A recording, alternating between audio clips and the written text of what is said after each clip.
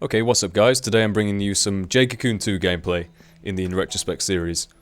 So I'm doing this as somewhat of a contrast to the last video, which was Crash Bandicoot 3. And the reason I picked that is because I know it's a very mainstream game and pretty much everyone has heard of Crash Bandicoot at some point in their lives.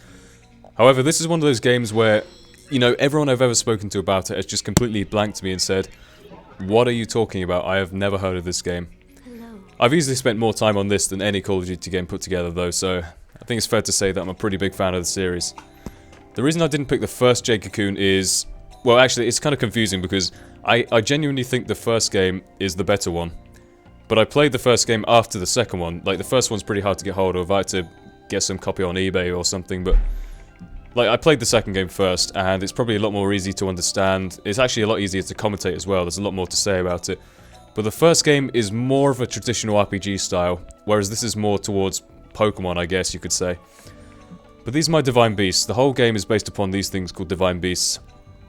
And they're kind of divided up into different genus, or genus, however you say that word, but you have stuff like the Bugs, the Coos, the Dracs, the Nars. You have all these different divisions of these Divine Beasts. So you have all those, and within those you actually have three different types of ones. So for example, for the Leafs you have, one's a mushroom, one's a cactus, and one's this tree-like thing. And this is the Merge Divine Beast screen. So all these Divine Beasts you see here are ones I've actually captured before.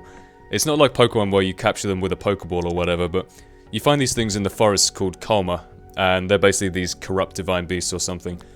Once you defeat them, you actually get hold of their Kalma spirit or whatever, and you get hold of their move and their ability that comes with them. So for example, there was a whole list of them there, and they go up in rank, so you get like the D rank, the C rank, whatever, up to S rank. The higher the rank, the better the move, the better the ability, and probably the more expensive the Divine Beast as well to merge. And the way you merge them is, once one of your own Divine Beasts get to above level 15, you can then merge with whatever you want to. But it's kind of complicated in the sense that the Divine Beasts each have their own element. So for example, all the default Leaf Divine Beasts are Earth element. It kind of makes it more complicated in the sense that you can also get variations on these Divine Beasts. So for example, the Divine Beast in the middle of my fireside, his basic form is called Vordrek, but he's also got the exact same wind form called Denadrek or something. You basically have these exact equivalents in different elements, which basically allows you to merge with different moves. So for example, my Vordrek is fire element, and so there's no way I could give him a water move, because he can't be put on the water side. Each Divine Beast can hold up to 4 abilities and 2 moves. You can have 2 moves on adjacent sides, so you can have a fire move and a wind move, or a fire move and an earth move, depending on what side your actual beast element is on. So if you're a fire beast, you can't have water attacks, but you can have a fire and an earth, or a fire and a wind if you want to. Or just a wind, or just an earth, it doesn't really matter, you can have whatever you want. But basically that depends on where you put them on the beast amulet. The beast amulet has 8 slots, but that's only when you finish the game. To start with you only have 1 or 2, and then you just kind of build it up as you do these advancement tests as you go along, but basically you end up with 8 slots, so you basically have 3 on wind, 3 on earth, 3 on fire, 3 on water, with, you know, on the diagonals they have 2 moves each. I should probably explain the elements too. The way the elements are specialised is that the fire side is mainly done for dealing damage, so you've got like Soldote, which does damage to the entire team, you've got Killer Chance, which does a lot of damage to one individual thing. The wind side is done for doing status effects, so we're both using our wind side here in this battle here. This is a battle against Choco, by the way, one of the kind of main bosses in the game, one of the Sweet Knights. So this is actually one of the hardest battles in the game. But here I'm switching to my earth side, which is mainly a defensive side. So I've got, she's using a water side, so she's got Anandia there and Life Crash, I think. Water's mainly used for healing and reviving, that kind of thing. I think each of the sides do have their own like attacking moves, but they're specialised in different ways. Wind side's doing status effects, fire side's doing damage, like I said. The earth side is mainly used for bolstering your own stats, like attack and defense and speed, but I do like to keep high spirits on this guy, which you can basically keep using as much as you want, and the power will increase. Then I've also got protect on that guy, on the corner guy, so that basically if I switch to my water side to revive, he's going to protect them all as I revive stuff. And the guy in the middle basically puts up Ragalina, which is a, no, Lapiate, sorry, which increases my team's speed. Basically gives you a massive advantage, but yeah, that's basically the sides explained, and they each have their own counters. So for example, wind counters earth because earth doesn't really have much defense in terms of status effects.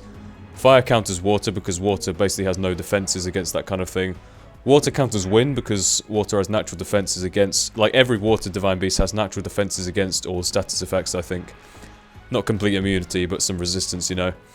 And earth counters fire basically because you can put up barriers and defenses and stuff to basically stop the attacks.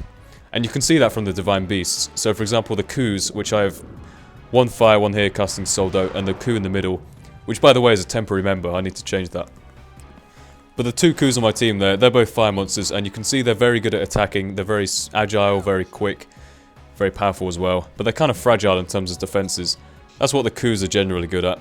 See, Choco's got 3 coups on her attack side there as well, on her fire side.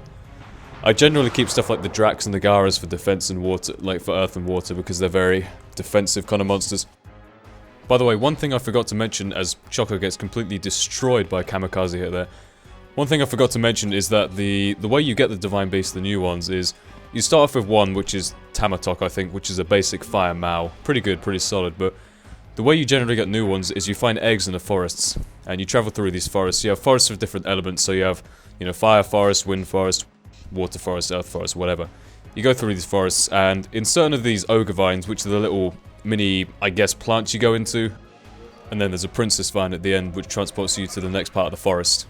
In each of these ogre vines, there's a chance you'll find certain things. You could find an item, you could find a beast hunter to fight, you could find a coma, or you could find an egg, which is generally guarded by the evolved form of whatever the egg is. Once you find this egg, you go back to the Room of Life, give it to the woman, she rubs it a little bit, gives it some tender care, hugs, or whatever, and eventually hatches into a new Divine Beast, which you can put in your team. And with these new Divine Beasts, you can basically store them in a kennel if you have an oversupply of them or whatever. And a lot of them are kind of standard eggs, like for example this Tiki Drek here and a Vordrek here. These are pretty standard, but you can also find some rare ones. So for example, by the way, Choco, you're dead. Oh, game over! Yeah, I can't do her accent all that well, but these rarer ones, like that Fire Bug I've got on my Fire Earth side, he's pretty rare, and I don't think you can actually find them lying around in the forest as you normally can, but you get these plants called the item merging plants, where you basically put in one item and then another item, and it will merge the items to make one rare thing. So if you put in like any egg and then a really rare item, it will merge it to make a rare egg. You can also take jobs to get rare eggs as rewards and stuff, and money for merging and stuff. But that's the end of the video here, guys. Hope you guys enjoyed. I do very much enjoy making these videos in the In Retrospect series. I hope you guys enjoy it as much as I do. So, I'll see you all later. Goodbye.